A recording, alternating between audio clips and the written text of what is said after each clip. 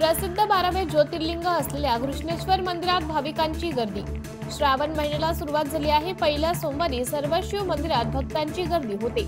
12 ज्योतिर्लिंग यात्रेत महत्त्वाचे आणि शेवटचे ज्योतिर्लिंग अशी मान्यता असलेल्या वेरूळच्या घृष्णेश्वर मंदिरात भाविकांची रात्रीपासूनच अलोट गर्दी पाहायला मिळत आहे।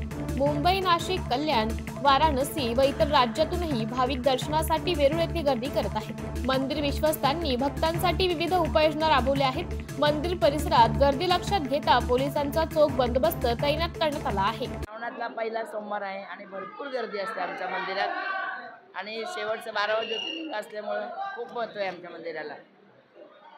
सकाळी रात्री आम्ही 12 वाजता मंदिर उघडलं, 11:30 वाजता उघडलं, 12 वाजता पहिली आरती झाली आणि तसे चालू झालेले सगळे येणं वगैरे असं चालू झालेले। आतापर्यंत गर्दी भरपूर होती आमच्याकडे, खूप गर्दी होती। फक्त हे बेल पान फुल यांनी आम्ही त्रस्त झालो।